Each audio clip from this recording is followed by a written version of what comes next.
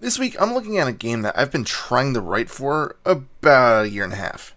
To give you an idea of how long, I'll just tell you that Cold Fear is on the other side of the sheet of notebook paper I have my notes on. I released Cold Fear June 19th, 2013. Yeah, it's been in the works for a while, and even though I can't get past a certain mission, I decided to stick the proverbial fork in it and just review it. I can say that many years ago I've gone to some of the final missions, so I can talk from past knowledge as well. To get slightly back on track, let me say that Simpsons haven't had a good video game in many, many years. As a Simpsons fan, I can say that I've played a lot of the games, of which I'll mention briefly. You have the arcade game, which is really a blast and thankfully now available on Xbox Live and PlayStation Network. You've got Bart vs. the Space Mutants, which wasn't too good, and Bart meets Radioactive Man, which I thought was even worse. Bart vs. the World was okay, but had some extremely frustrating areas. I also already mentioned Krusty's Funhouse, which is a good game if you're into puzzles. When I moved to the SNES, I played Bart's Nightmare, which I couldn't figure out at all, and didn't spend too much time on. Virtual Bart was an interesting game, and probably one of the best on the older consoles, but only part of the game was fun, the other parts were mediocre. Fast forward to the PS2, and I owned two other Simpsons games. One was Simpsons Road Rage, which was essentially a clone of Crazy Taxi. Although fun for a while, it's very repetitive, and therefore starts to get old. Finally, there was Simpsons Hit and Run, which is essentially Simpsons Grand Theft Auto. It's here where the cartoon finally jumps off the crappy or subpar TV show based game bandwagon. Please kill me. The Simpsons Hit and Run has you playing as multiple famous Simpsons characters in 7 stages to figure out what the hell is going on in Springfield. Basically, the game opens up with Homer watching TV, where Krusty is advertising a new cola named Buzz Cola. Homer decides that he wants some, and the first mission entails Homer heading to the Quickie Mart to pick up some groceries. After this, the story slowly begins to develop, and the Simpsons family needs to figure out what's so special about Buzz Cola. They also try to figure out why there's a bunch of robotic bees hanging around Springfield. As I said, you play as several different characters. To be precise, you play as Homer 2 times, Bart twice, and Lisa, Marge, and Apu once each. Each character has their own chapter of the story, and with that, their own version of a map. Unlike your standard GTA games, Hit and Run features smaller maps that change based on what chapter you're playing. The only issue with this is that many of the maps are repeated. They change slightly depending on what chapter you're playing, but the layouts are mostly the same. Overall, there's only 3 different map designs, which is pretty disappointing. 2 of which are played 2 times, and 1 of which is played thrice. A little bit more variety would have been nice. To expand on the areas, one of which is the main part of Springfield, which includes the Evergreen Terrace, nuclear power plant, and the school. The second area could be considered a downtown-style area, which includes the Duff Brewery, Moe's Tavern, and the DMV. The final area is basically the pier and dam, and also includes Camp Krusty as an explorable location. It's actually encouraged to explore each area at the start of each chapter. Even though the levels are essentially similar, in each chapter they do have different collectibles to find. Trading cards can be found, and there are 7 located in each chapter. Finding them all unlocks a small racing minigame, which plays like an RC Pro-Am. If you find all of the cards, you'll unlock a special itchy and scratchy video. I honestly have yet to see this because I'm trying to find all the cards myself. Yeah, I know, the video is probably on YouTube, but there's no fun in that, especially since the cards are relatively easy to see.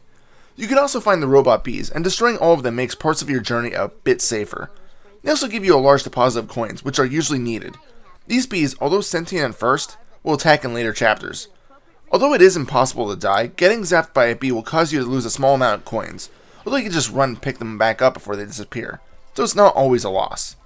In addition, there are boxes and vending machines that can be destroyed.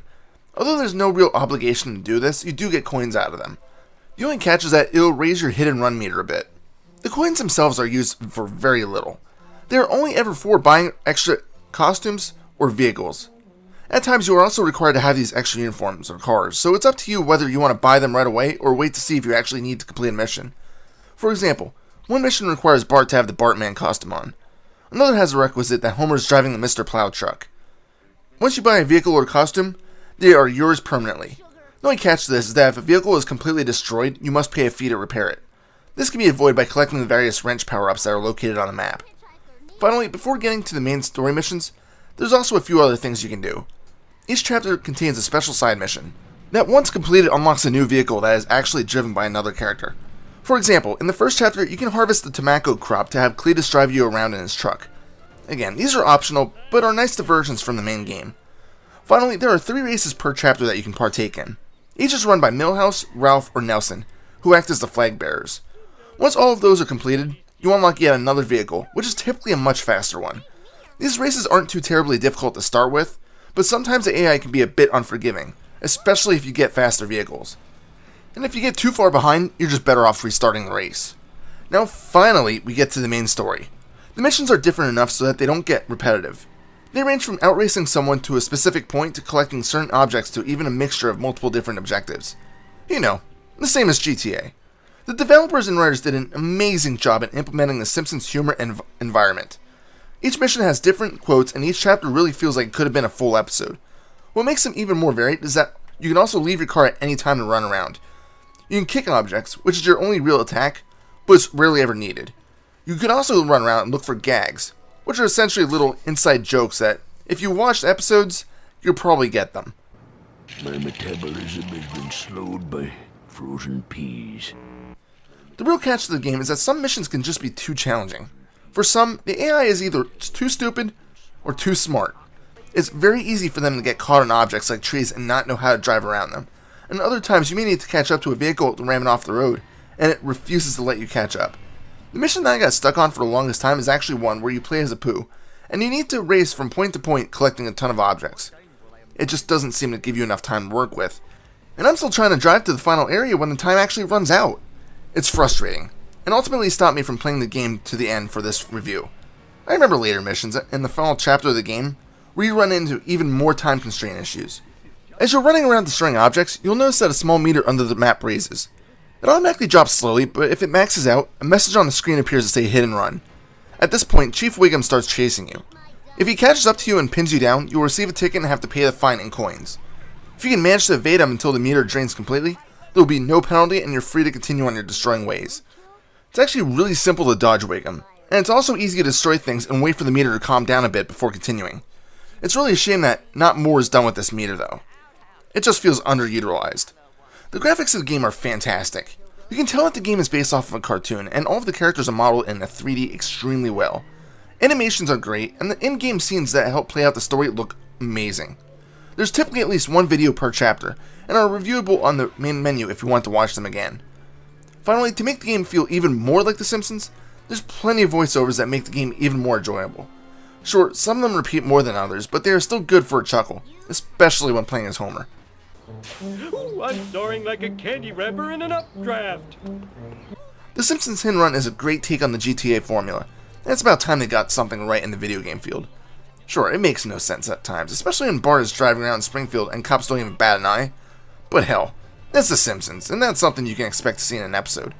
The fact that you can't die is a fairly good decision, and it's more laid back than the GTA games.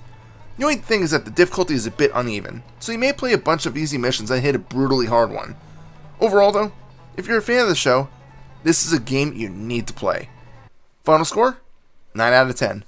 This is Reaper. And in case you've forgotten, Facebook.com/ReapersReviews. Happy fragging.